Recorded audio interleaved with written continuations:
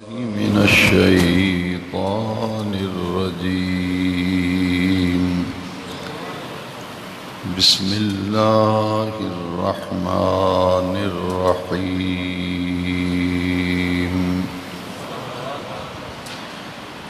إن الذين يؤذون الله ورسوله لعنهم الله في الدنيا والآخرة وأعد لهم عذابا مهينا.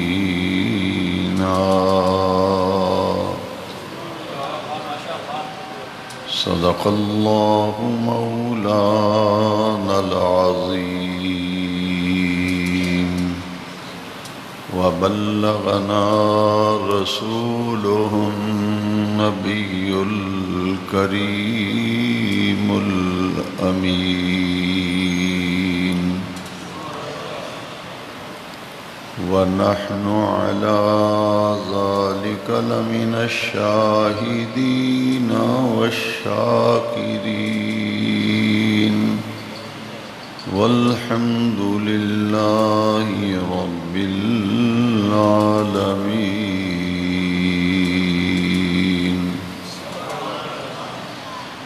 قد قال الله تبارك وتعالى عز وجل في شان حبيبه ونبيه مخبرا وآمرا: إن الله وملائكته يصلون على النبي يا أيها الذين آمنوا صلوا عليه وسلموا تسليما. الصلاة والسلام عليك يا سيدي يا رسول الله وعلى آلك وصحابك يا سيدي يا خاتم النبيين. ہر قسم کی حمد و ثنا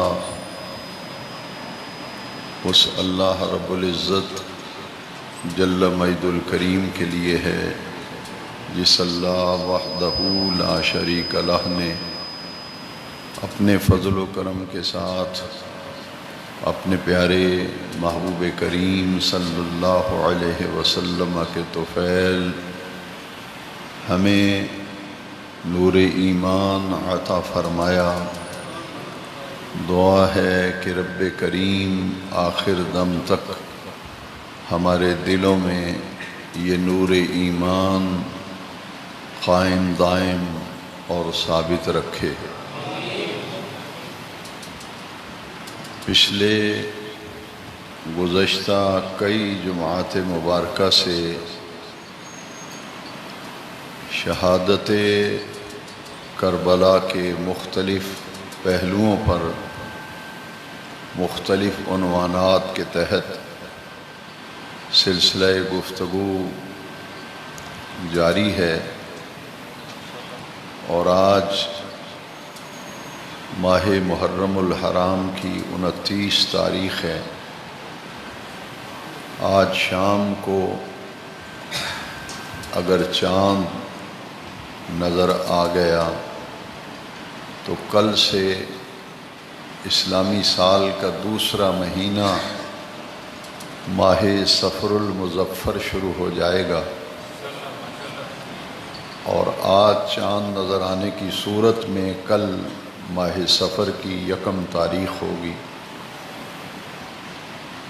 اس نسبت سے شہادت کربلا کا عنوان آج اللہ تعالیٰ کی توفیق اور اس کے فضل و کرم سے مکمل ہو جائے گا، اور آئندہ جمعہ مبارکہ سے پھر اگلے مہینے کی نسبت سے سلسلہ گفتگو جو ہے اس کا آغاز ہوگا۔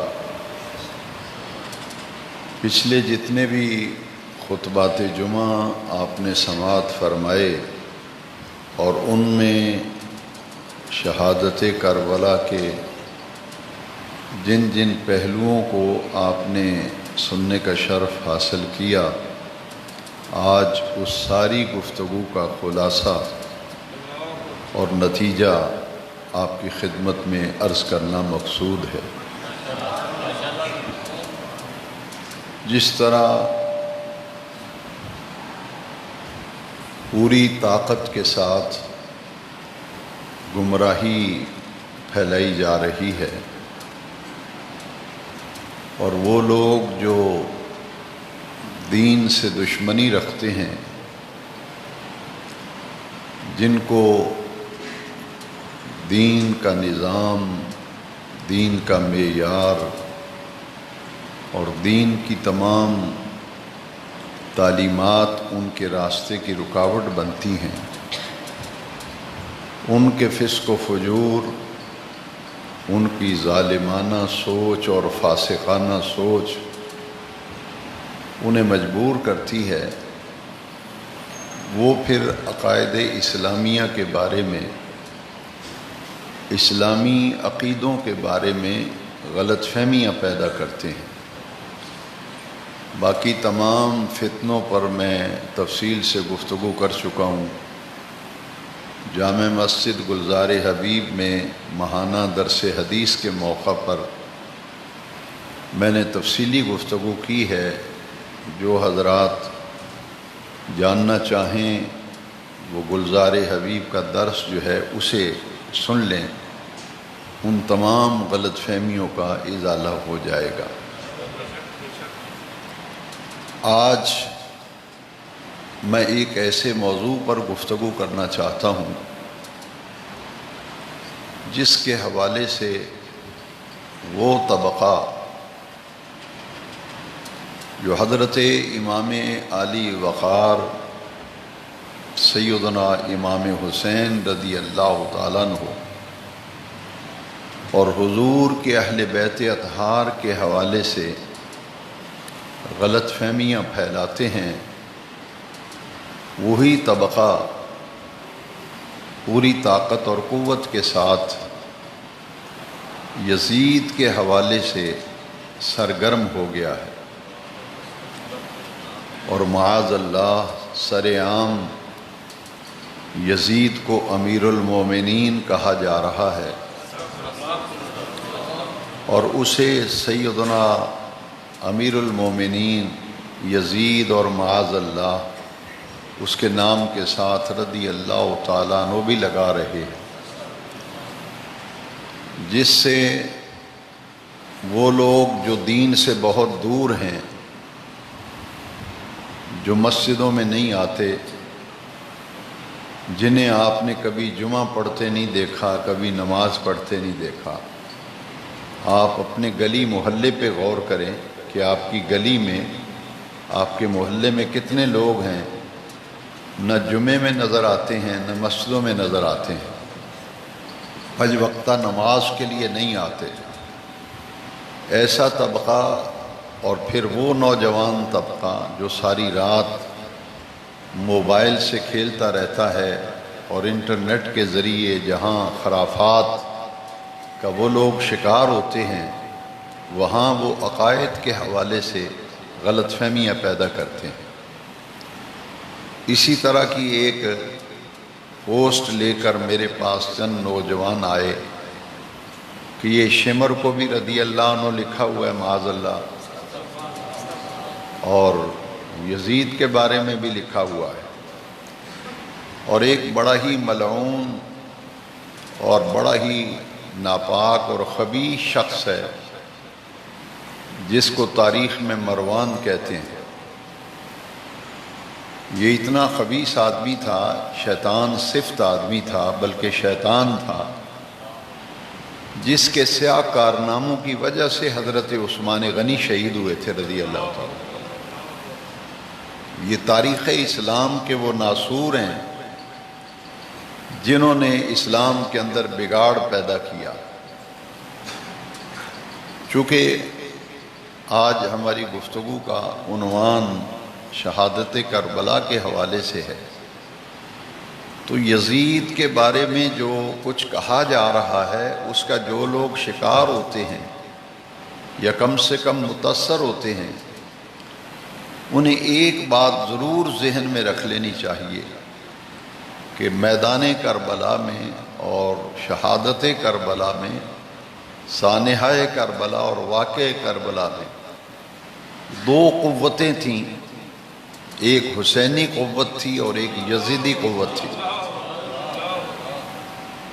حق حسین کی صورت میں نمودار ہوا اور باطل یزید کی صورت میں سامنے آیا۔ ادھر حق تھا، ادھر باطل تھا، یہاں سچ تھا، وہاں جھوٹ تھا، یہاں دین کے غلبے کے لیے میدان میں آئے تھے حسینی قافلہ اور کاروان اہل بیت، اور یزیدی قافلہ اور کاروان اور ان کا لشکر 22,000 پر مشتمل تھا۔ وہ فاسقانہ، ظالمانہ اور آمرانہ نظام کو بچانے کے لیے اور ایک فاسق اور فاجر اور ایک ظالم و جابر شخص کی حکومت کے تحفظ کے لیے 22,000 کا لشکر آیا تھا۔ امام علی مرتبت نے حق کا علم بلند کیا اور اس میں وہ کامیاب رہے، بظاہر سارا خاندان قربان ہو گیا، لیکن جس مقدس مشن کو لے کر، جس مقدس مقصد کو لے کر امام علی وقار مدینہ منورہ سے مکہ مکرمہ آئے اور مکہ مکرمہ سے کوفہ آئے، وہ مقصد آپ نے حاصل کر لیا، سب کچھ قربان کر دیا، مگر اپنے مقصد میں کامیاب ہو گئے۔ حضرت خواجہ معین الدین اجمیری رضی اللہ تعالیٰ عنہ و رحمۃ اللہ علیہ آپ فرماتے ہیں اپنی ربائی کے اندر پورے واقعہ کربلا کا جو نتیجہ نکلا تھا اسے آپ نے اپنی ربائی کے اندر بیان فرمایا۔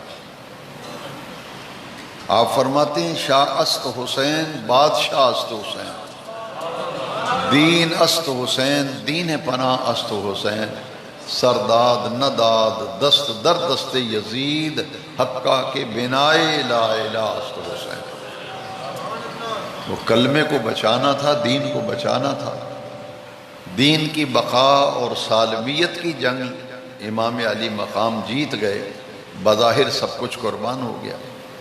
اب اس میں ذرا غور کیجئے کہ جب یزید کے حوالے سے لوگ بات کرتے ہیں تو پھر یہ بات دیکھ لیں کہ یزید کس ہستی سے ٹکرایا تھا اور کس نظام کے ساتھ ٹکرایا تھا اور کیوں ٹکرایا تھا۔ میرے آقا کریم کی وہ احادیث جو پچھلے جمعات میں آپ سن چکے ہیں کہ حضور نے تو خود ارشاد فرما دیا تھا حسین منی و انا من الحسین، حسین مجھ سے ہے اور میں حسین سے ہوں۔ اور پھر حضور نے انہی ہستیوں کے بارے میں فرمایا تھا کہ الحسن والحسین سیدا شباب اہل الجنہ، کہ میرا بیٹا حسن، میرا بیٹا حسین یہ جنت کے جوانوں کے سردار ہیں۔ اور پھر حضور نے انہی کے بارے میں ارشاد فرمایا تھا، اپنے رب کریم سے عرض کی تھی کہ یا اللہ یہ میرے بیٹے ہیں، انی احبہما، میں حسن اور حسین سے محبت کرتا ہوں، فاحبہما، یا اللہ تو بھی ان سے محبت فرما، فاحب من یحبہما، اور جو میرے حسنین سے محبت کریں، پیار کریں، باری تعالیٰ تو ان سے محبت فرمانا، انہیں اپنا پیارا بنا لینا۔ ان تمام احادیث کو پیش نظر رکھیے اور پھر 3 احادیث میں اور سنا کر جو آیت کریمہ میں نے تلاوت کی ہے بطور عنوان اس آیت کریمہ پر گفتگو کروں گا، اور اتنا ہی وقت ہوتا ہے جمعے کے اجتماع میں۔ 3 احادیث پیش نظر رکھیں۔ پھر یزید کے معاملہ بعد میں عرض کرتا ہوں۔ اس ہستی پاک کا مقام کیا ہے کہ حضور خطبہ ارشاد فرما رہے ہیں اور امام علی وقار مسجد نبوی کے صحن میں کھیل رہے تھے، کم سن تھے۔ تو جب حضور کا وصال مبارک ہوا تھا تو امام علی مرتبت سیدنا حسین ابن علی رضی اللہ عنہ وسلام اللہ علیہ کی عمر مبارک 6 سال اور کچھ مہینے تھی۔ تو کم سنی میں آپ مسجد نبوی کے صحن میں کھیل رہے تھے، جبکہ حضور خطبہ ارشاد فرما رہے تھے۔ تو حسین جیسے ہی گرے، حضور نے خطبہ وہیں چھوڑ دیا اور نبی کریم علیہ السلام ممبر سے نیچے اتر آئے اور تشریف لا کر حسین پاک کو اٹھایا اور ممبر پہ لا کر بٹھا کر پھر حضور نے خطبہ ارشاد فرمایا تھا۔ ایک تو یہ حدیث شریف۔ دوسری حدیث شریف کہ حضور نماز ادا فرما رہے تھے، حسین پاک کھیلتے کھیلتے آئے اور حضور کے اوپر آ کے بیٹھ گئے۔ تو حضور نے اس وقت تک سجدے سے سر اقدس نہیں اٹھایا جب تک حسین خود نیچے نہیں اترے۔ وہاں حسین گرے تو حضور نے خطبہ چھوڑا، یہاں سجدے سے سر کیوں نہیں اٹھایا؟ سوائے اس کے کوئی اور سبب اور وجہ نہ تھی کہ میرا حسین گر نہ جائے، میرا حسین گر نہ جائے۔ وہاں گرنے پہ خطبہ چھوڑا، یہاں سجدہ طویل کیا کہ حسین گر نہ جائے۔ اور جب کربلا میں امام علی مقام گھوڑے سے خدا کی زمین پر تشریف لائے تھے، یہ خدا ہی جانتا ہے کہ قلب مصطفیٰ پر کیا گزری۔ اور تیسری حدیث شریف، اور یہ مسلم شریف میں ہے سیاستہ میں، حضور نماز ادا فرما رہے ہیں، حسین ابھی شیر خوار تھے، ان کے رونے کی آواز آئی تو حضور نے سیدہ عالم زہرا پاک سلام اللہ علیہا کے دروازے پہ دستک دی، فرمایا بیٹی زہرا حسین کو رونے نہ دیا کرو، حسین جب روتے ہیں تو میرا دل روتا ہے۔ ان 3 حدیثوں کو پیش نظر رکھیں واقعی کربلا کی نتائج کو سمجھنے کے لیے۔ پھر ایک اور حدیث شریف جو مشکات شریف میں ہے، اسے میں پیش کرنا چاہتا ہوں تاکہ دونوں پہلو سامنے آ جائیں کہ کربلا میں جو کچھ ہوا، جو کچھ کیا، یہ سب یزید نے کروایا تھا، یزید کے حکم سے ہوا تھا۔ اب حضور کیا فرما رہے ہیں؟ نبی کریم صلی اللہ علیہ وسلم نے فرمایا من احب حسینا فقد احبنی ومن احبنی فقد احب اللہ، جس نے میرے حسین سے محبت کی اس نے میں محمد سے محبت کی، اور جس نے مجھ سے محبت کی اس نے اللہ سے محبت کی۔ یہ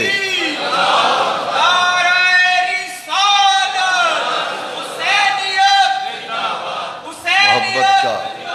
اور دوسرا پہلو سنیے، یہ تو محبت کرنے والے ہیں، اور جو حسین سے بغض رکھنے والے ہیں، جو ان سے عداوت رکھنے والے ہیں، معاذ اللہ ان کی توہین اور تنقید کرنے والے ہیں، ان کے حوالے سے بھی ذرا فرمان مصطفیٰ سن لیجئے۔ حضور نے فرمایا من ابغض حسینا، یہ حدیث شریف بھی مشکات شریف میں، من ابغض حسینا فقد ابغضنی ومن ابغضنی فقد ابغض اللہ، جس نے میرے حسین سے دشمنی رکھی، بغض رکھا، عداوت رکھی، اس نے میں محمد سے بغض، دشمنی اور عداوت رکھی، اور جس نے مجھ سے بغض، دشمنی اور عداوت رکھی اس نے اللہ سے دشمنی رکھی۔ دونوں پہلو سامنے آ گئے۔ اب حاضرین محترم، امام علی مقام کا کٹا ہوا سر جب یزید کے سامنے رکھا گیا تھا تو یزید نے ہاتھ میں ایک چھڑی پکڑی ہوئی تھی معاذ اللہ، اور امام حسین کے ہونٹوں پر اور دانتوں پر چھڑیاں مارتا تھا، اور معاذ اللہ یہ کہہ رہا تھا کہ ایک باغی کا سر ہے جو حکومت کا تختہ الٹنے آیا تھا اور اپنے انجام کو پہنچ گیا۔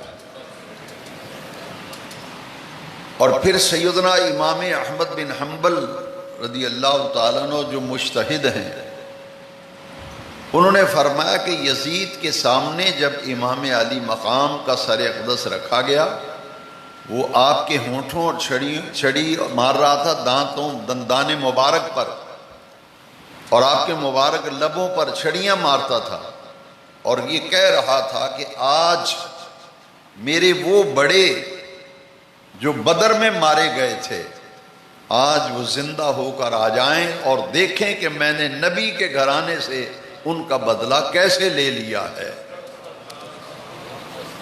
یہ وہ جملے تھے جو یزید نے کہے تھے۔ اور سیدنا امام احمد بن حنبل علیہ رحمہ یزید کو کافر کہتے تھے، اور فرماتے تھے کہ یزید کافر تھا، اور اس کے کفر پر دلیل یہ پیش کرتے تھے کہ اس نے یہ جملے بولے تھے کہ میرے بڑے زندہ ہو کر آ جائیں اور وہ دیکھیں کہ میں نے نبی کے گھرانے سے ان کے قتل کا بدلہ کیسے لے لیا ہے۔ انہی جملوں کی بنیاد پر سیدنا امام احمد بن حنبل علیہ رحمہ نے یزید کی تکفیر کی تھی۔ اور شاہ عبداللہ محدث دہلوی علیہ رحمہ اپنی مشہور و معروف کتاب تکمیل الایمان میں لکھتے ہیں، شاہ عبداللہ محدث دہلوی محقق علی الاطلاع، آپ فرماتے ہیں کہ کافر فرنگ وہ کام نہ کر سکا جو یزید بدبخت نے کربلا میں کر دکھایا۔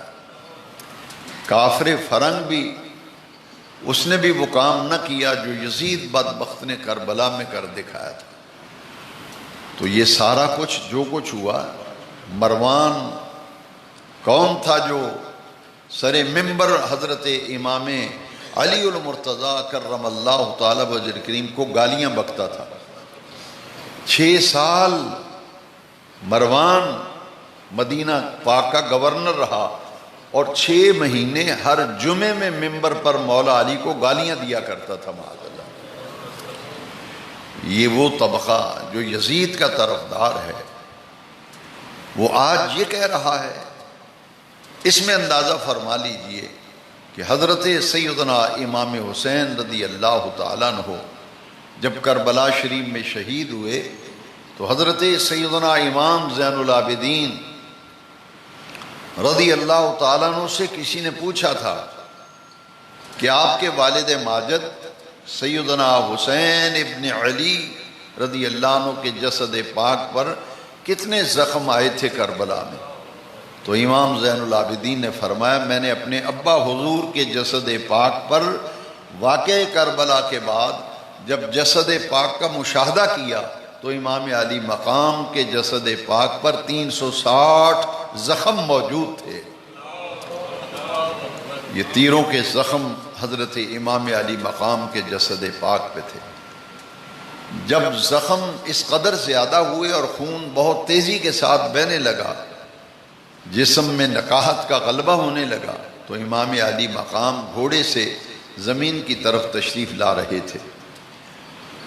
حضرت سیدنا امام زین العابدین سے ہی کسی نے پوچھا تھا کہ آپ کے ابا حضور سیدنا حسین ابن علی کو گھوڑے کی زین سے خدا کی زمین پر آنے میں کتنا وقت لگا تھا؟ تو حضرت امام زین العابدین نے فرمایا تھا 9 دقیقہ 9 منٹ تک امام پاک کا جسد پاک یزیدیوں نے نیزے پہ اٹھائے رکھا تھا۔ اور جب واقع کربلا کے بعد یہ قافلہ کربلائے معلیٰ سے کوفہ لے جایا گیا، کوفہ سے دمشق میں لے جایا گیا اور یزید کے پاس لے جایا گیا، کیونکہ سب کچھ اسی کے کہنے پہ ہو رہا تھا، اس لیے لے گیا۔ جب واقع کربلا کے بعد یزید کے بارے میں نفرت پیدا ہو گئی، یہ قافلہ کاروان اہل بیت، جیسا کہ پچھلے جمعے میں نے مدینہ شریف تک عرض کیا تھا، کاروان اہل بیت جب پہنچا مدینہ پاک تو 2 شہروں میں خاص طور پر یزید کے خلاف شدید نفرت پھیل گئی، ایک مکہ مکرمہ، ایک مدینہ منورہ۔ یزید بدبخت نے دیکھا کہ اہل مدینہ بھی اور اہل مکہ بھی میرے اقتدار اور حکومت کو ناپسند کرتے ہیں اور مخالفت کر رہے ہیں، اور حسین پاک کی شہادت کے بعد ان کی ساری ہمدردیاں اہل بیت کے ساتھ ہیں، اور میرے ساتھ جو تھوڑی بہت کوئی رکھتا تھا وہ بھی ختم ہو گیا معاملہ۔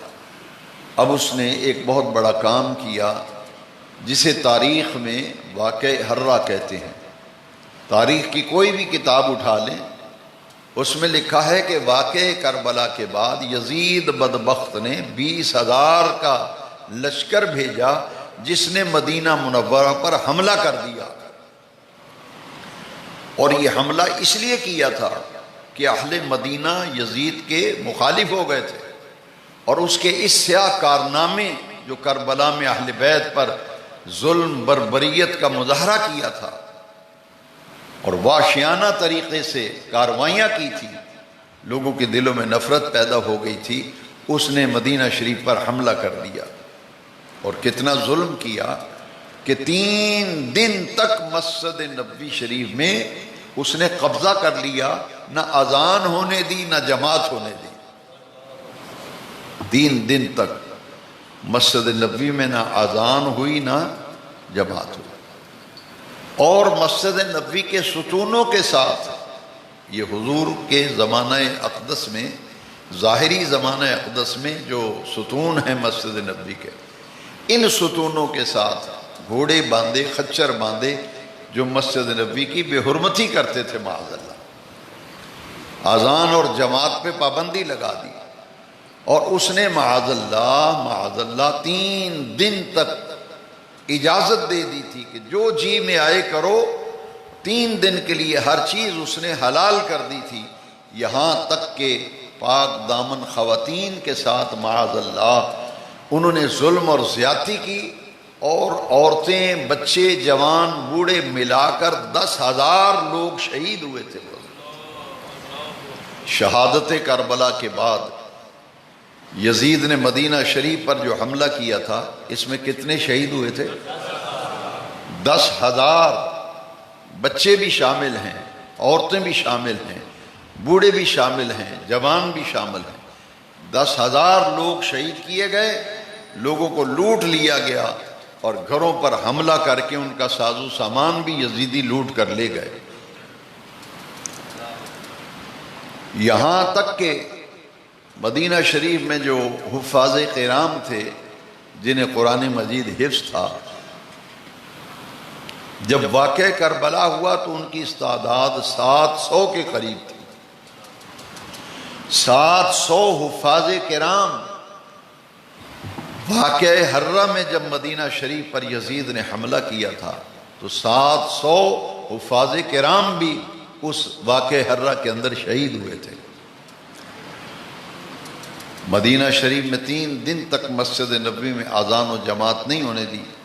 نبی کریم علیہ السلام کے ایک تابعی ہیں جن کا نام ہے حضرت سعید بن مسیب رضی اللہ عنہ، یہ حضور کے تابعی تھے۔ تابعی وہ ہوتا ہے جس نے کسی صحابی کی زیارت کی۔ ان کی عادت مبارکہ تھی کہ تمام نمازیں مسجد نبوی میں ادا کرتے تھے، تمام نمازیں مسجد نبوی میں آ کے ادا کرتے تھے۔ اب جب یزید نے 3 دن تک مسجد پہ قبضہ کر لیا، نہ اذان نہ جماعت، کرفیو لگ گیا پورے مدینہ منورہ میں، گھر سے نکلنا بڑا ناممکن تھا، جو نکلتا تھا اسے قتل کر دیتے تھے۔ حضرت سعید ابن مسیب تابعی جو ہیں، انہوں نے فرمایا کہ میں نے سوچا کہ میں تو مسجد نبوی کے بغیر نماز پڑھنے میں مجھے سکون ہی نہیں آتا۔ انہوں نے ایک دل میں ترکیب سوچی کہ میں پاگلوں والی حرکتیں کرتا ہوں، اگر میں گھر سے نکلتا ہوں پاگلوں والی حرکتیں کرتا ہوا تو یہ لوگ کہیں گے کہ پاگل آدمی ہے، اس کو چھوڑ دو۔ اس لیے وہ نکل آئے، بال انہوں نے اپنے بکھیر لیے اور دیوانوں والی حالت بنا لی، اور گھر سے جب نکلے تو سیدھے مسجد کی طرف جانے لگے تو شام سے جو 20,000 کا لشکر آیا تھا، ان کے سپاہیوں فوجیوں نے حضرت سعید کو پکڑ لیا۔ پکڑ کر جب قتل کرنے لگے تو دوسرے لوگوں نے کہا، جو ان کے ساتھی تھے سپاہی، انہوں نے کہا کہ اسے نہ قتل کرو، یہ کوئی درویش ملنگ سا آدمی معلوم ہوتا ہے، مجذوب سا آدمی ہے، اس کو چھوڑ دو۔ لہٰذا انہوں نے چھوڑ دیا، اور حضرت سعید فرماتے ہیں میں اپنے مقصد میں کامیاب ہو گیا۔ مسجد نبوی میں 3 دن وہ چلے گئے اور 3 دن رہے، چونکہ اذان تو جماعت نہیں ہوتی تھی، گھڑیاں اس زمانے میں تھی نہیں۔ فرماتے ہیں کہ میں پریشان تھا کہ اذان اور نماز تو پابندی ہے، نماز کیسے پڑھوں؟ فرماتے تھے جب نماز کا وقت ہوتا تو حضور کی قبر انور سے اذان کی آواز آتی تھی، پھر حضور کی قبر انور سے جماعت کرانے کی آواز آتی تھی، اذان کے بعد اقامت، اقامت کے بعد جماعت کی نماز آتی تھی، اور میں اس کی اقتداء میں 3 دن تک مسجد نبوی میں نمازیں پڑھتا رہا۔ واقعہ حرہ پیش آ گیا، واقعہ کربلا کے بعد حضرت سیدنا امام زین العابدین رضی اللہ تعالیٰ عنہ شہادت کربلا کے بعد تاریخ میں آتا ہے کہ آپ نے زندگی بھر کسی نے آپ کو مسکراتے ہوئے نہیں دیکھا، زندگی بھر آپ کو کسی نے مسکراتے نہیں دیکھا۔ شہادت کربلا کے بعد جب یہ قافلہ مدینہ منورہ پہنچا تو انہوں نے باقی زندگی کے دن کیسے گزارے؟ روایات میں آتا ہے کہ ہر روز آپ روزے کی حالت میں رہتے تھے، روزانہ روزہ رکھتے تھے، رات بھر اللہ کی عبادت کرتے تھے، اور دن کو کچھ وقت آرام فرما لیتے تھے، اور جب افطاری کا وقت آتا تھا تو اتنے آنسو گرتے تھے اور پانی پینے لگتے تھے تو پانی نیچے رکھ دیتے تھے، کھانے کے لیے لقمہ اٹھاتے تھے، فرماتے تھے کربلا کی میرے ابا حضور اور خاندان کے ان تمام افراد کی بھوک و پیاس مجھے یاد آ جاتی ہے، جب ان کی یاد ستاتی ہے نہ پانی پینے کو جی چاہتا ہے نہ کچھ ہے کھانے کو جی چاہتا ہے۔ چند گھونٹ پانی پی لیتے، چند کھجوریں کھا لیتے، افطاری کر لیتے۔ ساری زندگی حضرت امام زین العابدین نے مدینہ منورہ کے باہر ایک جھونپڑی سی بنا لی تھی، ساری زندگی آپ نے وہاں گزار دی۔ یہ حضور کے خاندان کے ساتھ جو ظلم و زیادتی کیا گیا،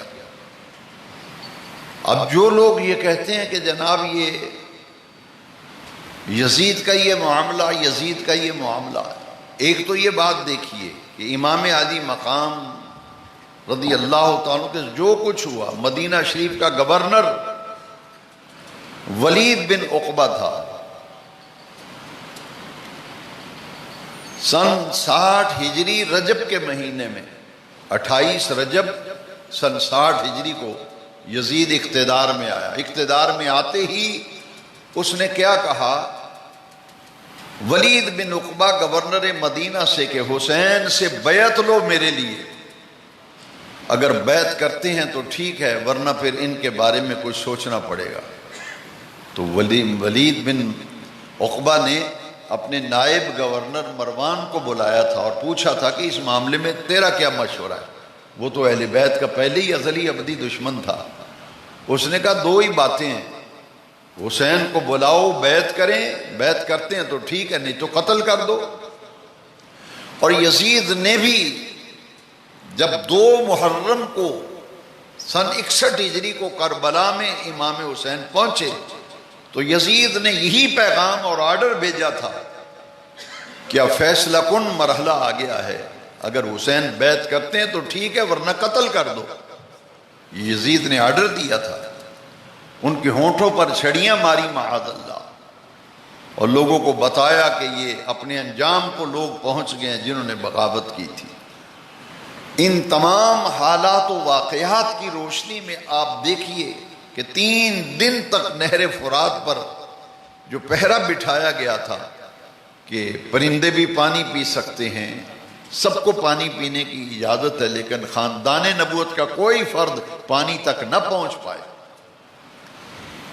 یہ سارے معاملات جب دیکھے جاتے ہیں تو قرآن مجید کی آیت کریمہ، فیصلہ کن آیت کریمہ اس مرحلے پر ہماری رہنمائی کرتی ہے کہ نبی کریم علیہ السلام حسین کا رونا برداشت نہ کریں،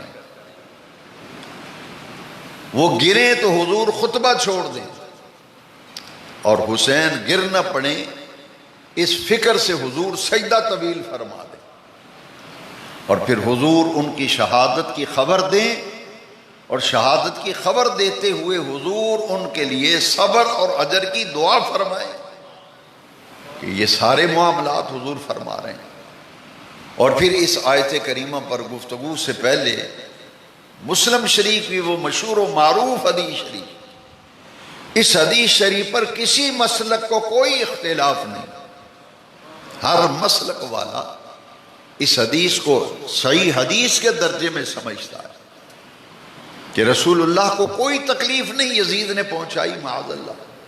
یہی آج کے خطاب جمعہ کا میرا مرکزی نقطہ یہ ہے کہ جو کچھ کربلا میں ہوا یزید کے کہنے سے ہوا، یزید کے حکم سے ہوا، یہ ساری کاروائیاں از اول تا آخر ان کا پوری طرح اگر کوئی ذمہ دار ہے تو وہ یزید بدبخت تھا۔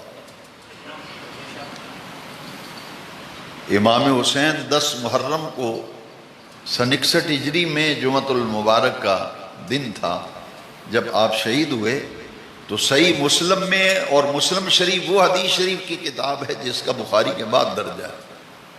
ادھر امام پاک کربلا میں شہید ہوتے ہیں، ادھر مدینہ شریف میں ام سلمہ رضی اللہ تعالیٰ عنہ ایک خواب دیکھتی ہیں۔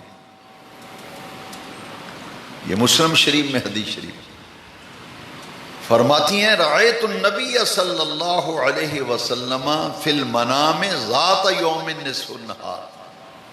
نصف النہار دوپہر کے وقت کو کہتے ہیں، نصف النہار دوپہر کا وقت ہے۔ حسین کربلا میں شہید ہوتے ہیں اور ادھر ام سلمہ خواب دیکھتی ہیں، خواب میں نبی کریم علیہ السلام کی زیارت ہوتی ہے۔ رأیت النبی صلی اللہ علیہ وسلم فی المنام، منام خواب کو کہتے ہیں، خواب میں حضور کی زیارت، کس صورت میں حضور کو دیکھا؟ علی رأسہ ولحیتہ التراب، یہ حدیث کے لفظ قابل غور ہیں، علی رأسہ ولحیتہ التراب، حضور کے سر اقدس کے گیس ہوئے مبارک، حضور کے بالوں میں گرد و غبار تھا، وَلِحْيَتِهِ التُّرَابِ، حضور کی داڑھی مبارک میں بھی گرد و غبار تھا، لباس مبارک بھی گرد آلود ہے، چہرے اقدس پر تھکاوٹ کے آثار نمایاں طور پر دیکھے جا رہے ہیں، اور یوں لگتا ہے آقا کریم کسی لمبے سفر سے تشریف لائے ہیں۔ اور اس پر ایک عجیب چیز خواب کے اندر دیکھی، ایک عجیب معاملہ دیکھا کہ حضور کے دستے اقدس میں ایک بڑی شیشے والی بوتل ہے، اور اس شیشی کے اندر انہیں خون نظر آ رہا ہے۔ یہ سارا ماجرا خواب کا ہے۔ ام سلمہ پریشان ہوگی خواب کے اندر، حضور کی یہ کیفیت دیکھ کر، علی رأسہ ولحیتہ التراب، گیسوئے مبارک پر مٹی، داڑھی مبارک پر مٹی، کپڑوں پر مٹی پڑی ہوئی ہے۔ پوچھا حضور ما لکا یا رسول اللہ، یہ حدیث شریف کے لفظ ہیں، حضور یہ میں کیا دیکھ رہی ہوں، یہ آپ کی کیا حالت بنی ہوئی ہے، کیا صورت ہے؟ اور پھر اور اس پہ ایک چیز کہ آپ کے ہاتھ میں خون والی ایک بوتل اور شیشی ہے، یہ سارا ماجرا، یہ سارا معاملہ کیا ہے؟ خواب میں جب پوچھا نا تو میرے آقا کریم نے خواب کے اندر ہی ارشاد فرمایا، شہید تو قتل الحسین آنفا، اے ام سلمہ میں ابھی حسین کی قتل گاہ سے آ رہا ہوں، میں مقتل حسین سے آ رہا ہوں۔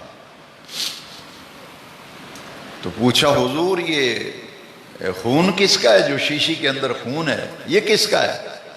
تو حضور نے پتہ کیا جواب دیا؟ یہ صحیح مسلم کے لفظ ہیں، دم الحسین و اصحابہ، فرمایا یہ حسین اور ان کے ساتھیوں کا خون ہے جو صبح سے لے کر اب تک میں شیشی کے اندر جمع کرتا رہا،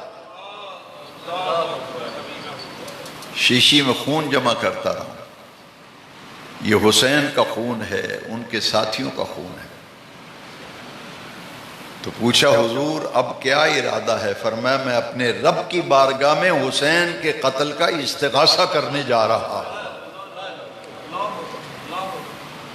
ادھر ام سلمہ کی آنکھ کھلی، جیسے ہی آنکھ کھلی تو فرماتی ہیں میرے دل میں خیال آیا کہ میرے نبی کریم علیہ السلام نے مجھے کربلا کی زمین کی کچھ مٹی،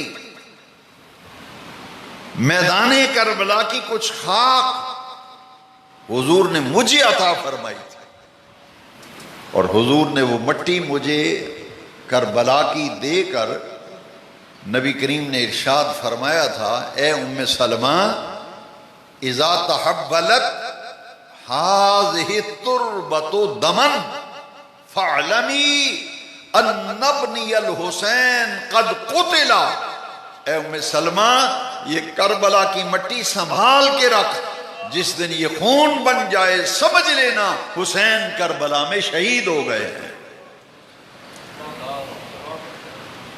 فرماتی ہیں جیسے ہی میں خواب سے بیدار ہوئی، میں نے وہ کربلا کی مٹی شیشی میں سنبھال کے رکھی ہوئی تھی، میں نے جا کے وہ شیشی نکالی تو دیکھا واقعی خون بن چکی تھی۔ فرماتی ہیں میں نے مدینہ شریف میں اعلان کرا دیا، لوگو حسین کربلا میں شہید ہو گئے۔ لوگوں نے پوچھا کہ آپ کو کیسے اطلاع آئی؟ فرمایا خواب کا ماجرا سنایا، اور اہل مدینہ اس مٹی جو خون بن گئی تھی زیارت کرنے کے لیے ام سلمہ کے ہاں آتے۔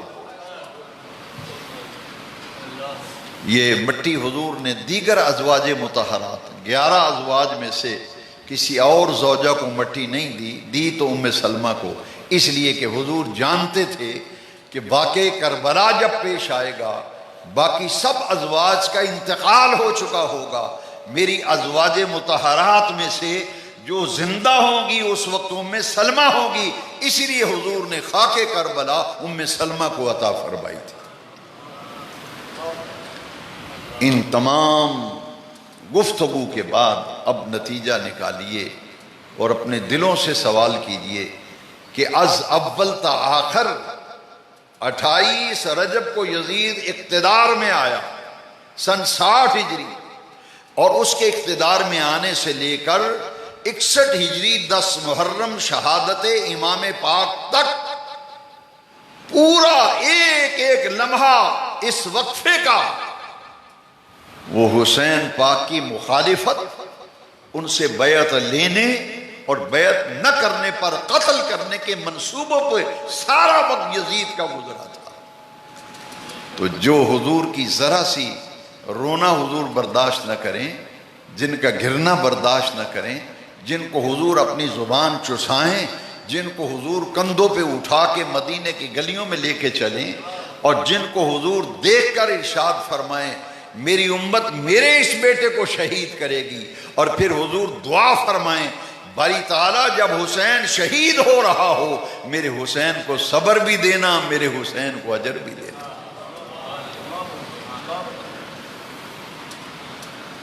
تو قرآن نے کیا کہا؟ ان الذین یؤذون اللہ ورسولہ، جن لوگوں نے اللہ اور اس کے رسول کو دکھ دیا، جنہوں نے اللہ رسول کو دکھ دیا۔ ان الذین یؤذون اللہ ورسولہ لعنہم اللہ فی الدنیا والآخرہ، دنیا کی زندگی میں بھی ان پر اللہ کی لعنت اور آخرت کی زندگی میں بھی ان پر اللہ کی، کن پر؟ جنہوں نے اللہ اور اس کے رسول کو اذیت دی، اللہ اور اس کے رسول کو اذیت دی۔ لعنہم اللہ فی الدنیا والآخرہ، اللہ کہہ رہا ہے قرآن میں، اللہ فرماتا ہے ان پہ میری لعنت ہے دنیا میں بھی اور آخرت میں بھی۔ کون؟ جنہوں نے اللہ رسول کو اذیت دی، ایذا دی، تکلیف دی، دکھ دیا، دنیا میں بھی اللہ کی لعنت ہے، آخرت میں بھی اللہ کی لعنت ہے۔ یہ آیت مقدسہ ہے، ان الذین یعظون اللہ ورسولہ لعنہم اللہ فی الدنیا والآخرہ وعد لہم عذابا مہینا، لعنت بھی ہے اور اللہ نے ان کے لیے بڑا دردناک عذاب تیار کر رکھا ہے۔ اس آیت کریمہ کے بعد وہ حدیث شریف سنیے کہ حضور نے سیدہ زہرا پاک کے بارے میں فرمایا، اچھا بیٹے کو زخم آئے تو ماں کو تکلیف نہیں ہوتی؟ کیسے بدبخت لوگ ہیں۔ حضور نے سیدہ زہرا پاک کے بارے میں فرمایا، حدیث پاک، اور حدیث ایسی ہے، حضور نے فرمایا جاؤ میرے سارے صحابہ کو بلا کے لاؤ۔ اہل مدینہ جب جمع ہو گئے نا تو حضور ممبر پہ آئے، حضور نے بس ایک ہی بات کر کے سب کو چھٹی دے دی۔ یہ درس، یہ بیان، یہ خطاب صرف ایک حدیث شریف پر مشتمل تھا۔ سب کو جمع کر کے حضور نے فرمایا من آذاہا فقد آذانی ومن آذانی فقد آذ اللہ۔ جس نے میری بیٹی زہرا کو اذیت دی اس نے میں محمد کو دکھ دیا، اذیت دی، اور جس نے مجھے دکھ دیا اس نے اللہ کو دکھ دیا۔ قرآن و حدیث کے واضح اشارات مل رہے ہیں کہ وہ بدبخت اور ناپاک لوگ جنہوں نے کربلا میں ظلم کیا، امام علی مقام کو شہید کیا، وہ ملعون ہیں، اور قرآن ان پہ لعنت کر رہا ہے، دنیا میں بھی اور آخرت میں بھی وہ لعنت کے مستحق ہیں، اور ان کے لیے اللہ نے دردناک عذاب تیار کر رکھا ہے۔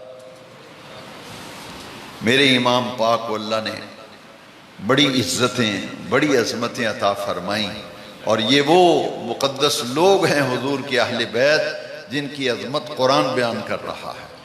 اللہ تعالی ہر قسم کے فتنے سے بچائے، اور امام علی ہمارا، میں تو اسی دعا پر اپنا بیان آج ختم کرتا ہوں کہ اس سے زیادہ میں کچھ نہیں کہہ سکتا کہ قیامت کے دن اللہ تعالی ہمیں امام حسین کے غلاموں میں اٹھائے، اور وہ یزید کے جو طرفدار ہیں بدبخت، ان کو اللہ قیامت کے دن یزید کے ساتھ ان کا حشر کرے۔ ہمارا حشر حسین پاک کے غلاموں میں ہو، اور ان بدبختوں کا حشر یزید کے زمرے میں ہو۔ وآخر دعوانا